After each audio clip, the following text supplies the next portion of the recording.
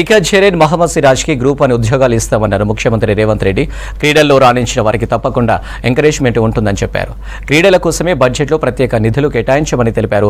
వచ్చే అసెంబ్లీ సమావేశాల్లో sports policy తీసుకొస్తామన్నారు CM.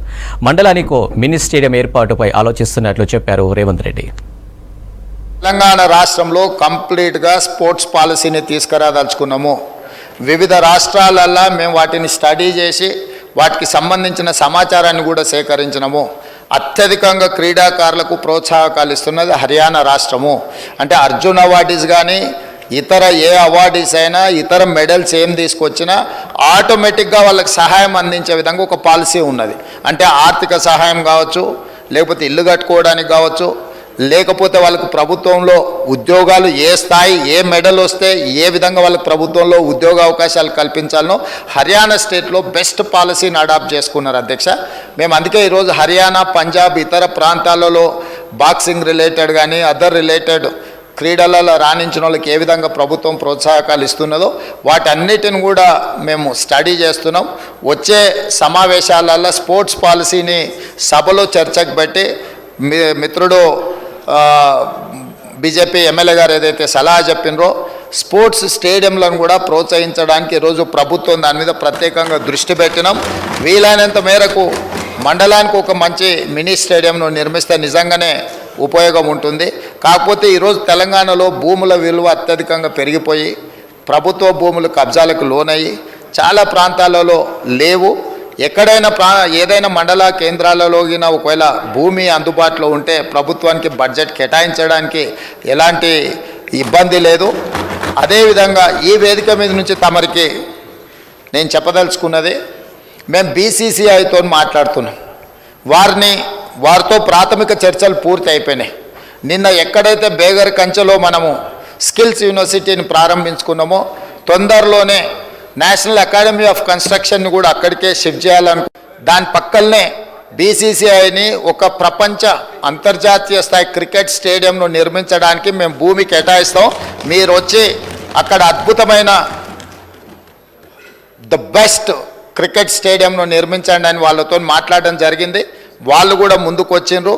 దాదాపుగా రాబోయే కొద్ది రోజుల్లోనే వారికి భూమి కేటాయించడం, బీసీసీఐ స్వయంగా అక్కడ ఒక మంచి క్రికెట్ స్టేడియాన్ని నిర్మించడానికి ముందుకు వస్తుంది. కాబట్టి ఈ స్పోర్ట్స్ విషయంలో నిధుల కేటాయింపే కాకుండా ప్రత్యేక కార్యాచరణ, ఎందుకంటే క్రీడల పట్ల నాకు ఆసక్తి ఉంది. మీకు అందరికి కూడా తెలుసు అధ్యక్ష, ఈ రాష్ట్రము వ్యసనాల నుంచి యువతను బయటికి తీసుకురావాలంటే క్రీడల్ని ప్రోత్సహించాల్సిన బాధ్యత ఈ సభ మీద ఉన్నది. మన అందరం కూడా ఏకగ్రీవంగా మీరు ఏం సలహాలు సూచనలు ఇచ్చిన క్రీడలకు సంబంధించి తప్పకుండా ఆ స్పోర్ట్స్ పాలసీలో మీరు సజెషన్స్ ఇవ్వండి, వాటిని అడాప్ట్ చేసుకుంటాం. ఆల్రెడీ ఉన్న స్టేడియంలో మీకు యూసుఫ్గూడలో కోట్ల విజయభాస్కర్ రెడ్డి స్టేడియం ఉంది, అది ఇప్పుడు సినిమా ఫంక్షన్లకు అంకితం అయిపోయింది. గచ్చిబౌలిలో ఉన్న స్టేడియంలో పెళ్లిళ్లకు పేరంటాలకు పోతున్నాయి. సరూర్ నగర్లో కట్టిన అద్భుతమైన స్టేడియం అన్నాడు కాంగ్రెస్ పార్టీ ఉన్నప్పుడు, ఈరోజు రాజకీయ పార్టీ సభలకు సమావేశాలకు ఉపయోగిస్తున్నారు. హైదరాబాదు నగరంలో ఇప్పుడు ఎల్బీ స్టేడియంలో కూడా మనం క్రీడలు తగ్గినాయి, రాజకీయ కార్యక్రమాలు పెరిగినాయి. సో గత ప్రభుత్వాలు ఒక స్పోర్ట్స్ పట్ల ఒక ఎకో సిస్టమ్ ఏదైతే డెవలప్ చేసినరో ఆ ఎకో సిస్టమ్ అంతా కూడా ఇప్పుడు దెబ్బతింటున్నది. కాబట్టి వీటన్నిటి మీద కూడా ప్రత్యేక కార్యాచరణ తీసుకురావాల్సిన అవసరం ఉంది.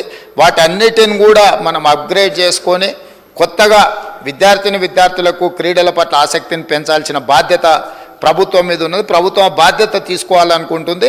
కాబట్టి మీరందరూ కూడా సహకరించి ముందుకు వచ్చి ఈ కార్యక్రమాలలో ప్రభుత్వానికి సహకరిస్తే తప్పకుండా అద్భుతమైన క్రీడలకు సంబంధించిన విధి విధానాలను పూర్తి చేసుకుంటాం. తెలంగాణ రాష్ట్రం నుంచి ప్రపంచంలో ఏ క్రీడలు జరిగినా కూడా తెలంగాణలో శిక్షణ పొందిన వాళ్ళు మెడల్స్ తీసుకొచ్చే విధంగా వాళ్లకు శిక్షణ ఇవ్వాలని మేము అనుకుంటున్నాం. మీ మద్దతు ఉండాలని కోరుకుంటున్నాం అధ్యక్ష. అదేవిధంగా ఇంకొక చిన్న విషయం అధ్యక్ష,